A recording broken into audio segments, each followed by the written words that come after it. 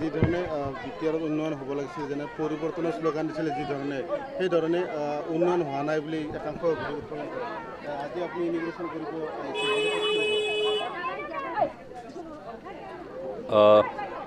যোৱা নিৰ্বাচনত আমি ইউপিপিএলৰ তৰফৰ পৰা BTC অঞ্চলত পৰিৱৰ্তন অনাৰ এটা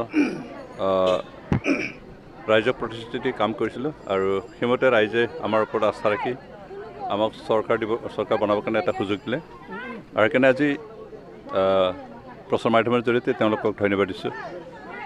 বিশেষকৈ আজি আমি চৰকাৰ গঠন হোৱাৰ পিছত যেহেতু COVID-19 আক্ৰান্ত হ'ল গোটেই বিশ্ব গোটেই ভাৰত গোটেই অসম ইয়াৰ দ্বাৰা জৰ্জৰিত হোৱাৰ কাৰণে আমাৰ চৰকাৰৰ তৰফৰ পৰা যথেষ্ট সংখ্যক অসুবিধাৰ সন্মুখীন হ'ব লাগিছিল। তাৰপিছত যিখিনি ফাণ্ড মুকলি কৰি দিব লাগিছিল সময়মতে তেওঁলোকে পৰা নাই, তাৰ ফলত আমাৰ কাম শ্ল' হৈছে।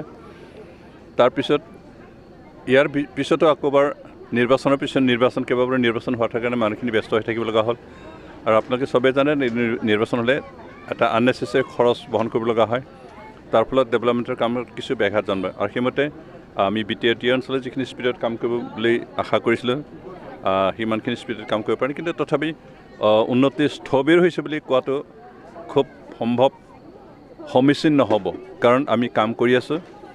আমি যিখিনি স্পীডত কৰিব লাগিছিল তাতকৈ অলপ কম হৈছে, কিন্তু কাম একেবাৰে নকৰাকৈ আমি থকা নাই। সেইকাৰণে কিছুমান চক্ৰই সদায় লোকৰ দুখ খুচৰি পৰা তেনেকৈ চক্ৰই যদিও BTC অঞ্চলত ইউপিপিএলৰ নেতৃত্বত যি চৰকাৰ চলিছে চৰকাৰ ঠিক কাম কৰিব পৰা নাই বুলি কোৱাটো সম্পূৰ্ণ মিছা। আমি কাম কৰি আছোঁ, হয়তো আমাৰ কামত কিছু শিথিলতা আহিছে, কিছু শ্ল' হৈছে, কিন্তু আমি কাম নকৰাকৈ বহি থকা নাই। আমি বিভিন্ন ঠাইত ৰাস্তা পদূলি বনাই আছোঁ, খোৱা পানীৰ ব্যৱস্থা কৰি দিছোঁ। আমাৰ য'ত হস্পিটেল ইত্যাদি নাই তাত তেনেকৈ হস্পিটেল ইনএক্টিভ হৈ থকাবিলাক এক্টিভ কৰিছোঁ। য'ত আমাৰ বিদ্যালয়বিলাক জৰাজীৰ্ণ অৱস্থা আছিলে সেইখিনি আমি মেৰামতি কৰাৰ ব্যৱস্থা কৰিছোঁ। আমি বহুত ঠাইত কাম কৰিছোঁ আৰু সেইকাৰণে আজি আমাৰ মহৰীপাৰা অঞ্চলতো আমাৰ বকুলতলৰ পৰা ৰামচাঝাৰলৈকে প্ৰায় 1.5 কিলোমিটাৰ ৰাস্তা বনাবৰ কাৰণে আমি আজি আধাৰশিলা স্থাপন কৰিছোঁ আৰু আমি খুব কম সময়ৰ ভিতৰত এই কাম সম্পন্ন কৰিম আৰু ইয়াৰ ওচৰতে আৰু কেইবাটাও স্কিম আমি আজিৰ ভিতৰতে আধাৰশিলা স্থাপন কৰাৰ ব্যৱস্থাখিনি কৰিছোঁ আৰু তেনেকৈ আমি এটা চৰকাৰ হিচাপে যিখিনি কৰিবলগা আছে আমাৰ প্ৰতিশ্ৰুতি আমি অহা 3 বছৰ ভিতৰত প্ৰতিশ্ৰুতি সম্পূৰ্ণ কৰিম।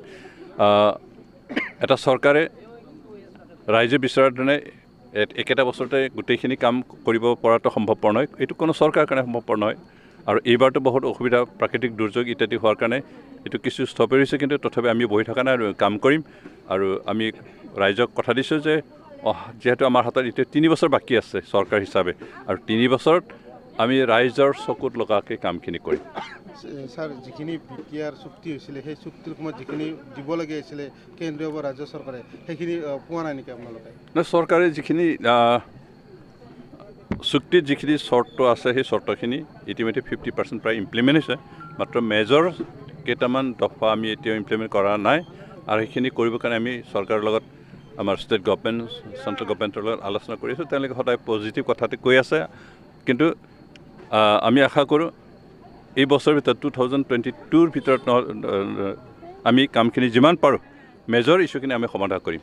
একাংশ ক'ব বিচাৰে BTR চুক্তিমতে একো হোৱা নাই বুলিছে, যিখিনি চুক্তি আছে সেইখিনি ফলপ্ৰসূ কৰিব পৰা নাই প্ৰমোদ বড়ো চৰকাৰে। সেইটো অপচনৰ কথা আৰু অপচনৰ সদায় নিজৰ হাতত বিশেষকৈ যিবিলাকে আজি প্ৰতিবাদ কৰি আছে বা আপত্তি দৰ্শাই আছে যে একো কৰা নাই বুলি তেওঁলোক BPFৰ মানুহ।